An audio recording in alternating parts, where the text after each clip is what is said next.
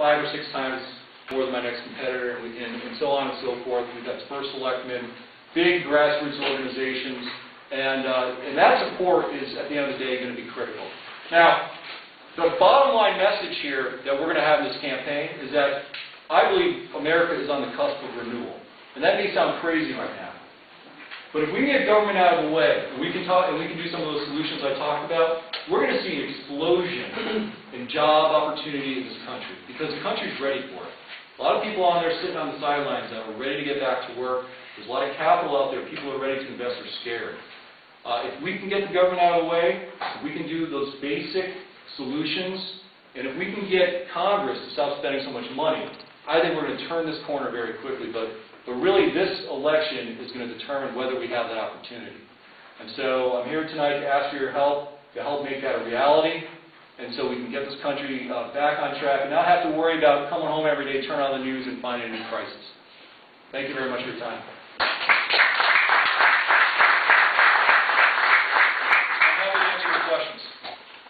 Questions for Justin?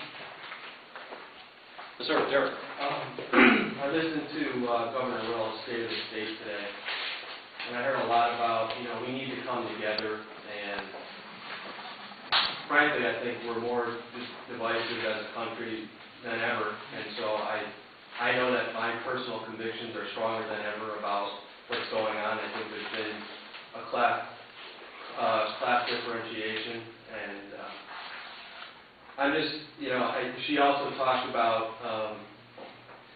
cuts and being an accountable state, right. Setting deadlines for certain things to get done and also programs to get cut, the reduction of government. How real do you think those sentiments are as we hear, Obama speak, the State of the Union, and the State of the State from Governor Rell? Right. How real do you think that those? It's hard to judge. It's hard to judge what someone else is feeling. I can speak for myself. Back in March, I'm 34 years old. Married a couple years ago. Jen and I were waiting on our first daughter, and we looked at this situation. I didn't think I was going to run for Congress in March, but we looked at the budget trends. What was going to happen to this country if it continued? And like other candidates in this race, we said, if this continues, we're going to bankrupt the country. So I got into the race in March, and everyone thought I was crazy. I said, you can't win. Obama's at 60, 65% approval. Chris Murphy just got off a 62% win. And Simsbury was the first town I came into after announcing. Some of you may remember, the stump was kind of rusty back then. And I think Tom thought I was definitely nuts. And I could look out in the crowd and see, it was a shell-shocked room. We had just gotten over this shellacking. And people were wondering, there was talk about the party being over. Time magazine had this big headline, is the Republican Party extinct? I'm betting that by the next election, Time magazine will be extinct, and the Republican Party will be on the resurgence. But the key is, when we get down to Washington, we have to act like Republicans. And in the past, we haven't done that. And for that reason, the Republicans got fired. Make no mistake about it. And my commitment to you is that when I do go down there, and by the way, I'm not going to be living down there. I'm going to be living up in the Farmington Valley here, in Plainville. I'm going to be true to those principles, because we're not going to get a second chance at this.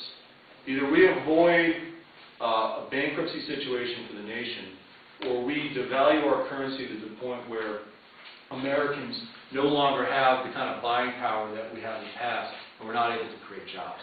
Stakes can't be higher, so I think it's very important that whoever we do send down, and at the end of the day, it's got to be a Republican from this district, that they have the integrity to follow through on what they're going to do, and so that you're not sitting there guessing at the end of the day if what I'm telling you is my true sentiment.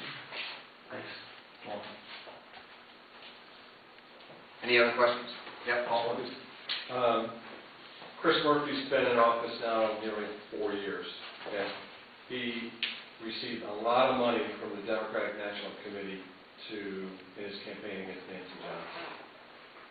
For the last 3.5 years, he's been all over Simsbury and has been able to generate a lot of federal grants for things like, buying land, I mean, he's visible all over the place. When you talk about reducing federal spending, how do you balance that against the, quote, federal grants, some people call it pork, which it is. How do you balance that against what's come into, I'm sure it's come in here, it's come into Plainville. How do you fight that? How do you address that? So there's two different ways to bring money back to the district. There's a normal appropriations way where these projects come down from the town, they're vetted by both the House and the Senate, and then the department that has jurisdiction.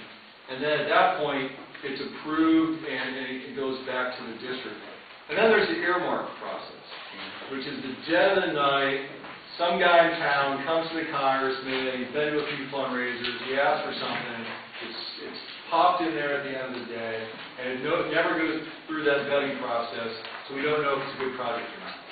Those earmarks have got to be eliminated. When Chris Murphy ran, he said he would not do earmarks when he got down to Congress. Now he's in the top 5% of earmarkers in the entire Congress. So for a guy who's only been there 3 years, he's really come a long way when it comes to pork.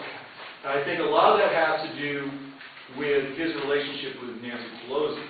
He votes with Nancy Pelosi 98% of the time. And when you do that, you can expect perks in the form of earmarks and pork. And so I pledge not to do earmarks, and I'm not going to be beholden to any majority leader or minority leader, but legitimate projects are still going to get funded.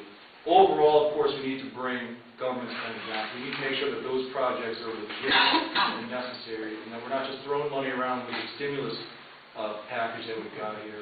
You hear about all these projects that don't make a lot of sense. But yeah, the good projects will get funded. Thank you. Well, Any other questions for Justin? I have one other question, Justin. What's your thoughts on an entity that's too big to fail? Is there such a thing? the United States of America, right? I don't believe in the philosophy that companies are too big to fail. This country is built on companies that have failed and sprung up even stronger, small businesses. The too big to fails need to be allowed to fail.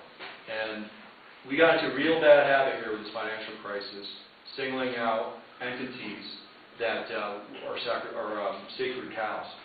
And I think we're setting ourselves up for more and more bubbles by doing that. So the short answer is, only the U.S. and the American people are too big to fail.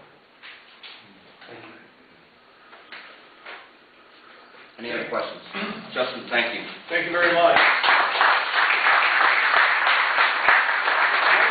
Unfortunately, I won't be able to stay. I have to go out to Farmington's RTC now, but I want to thank you for your time. Thank you.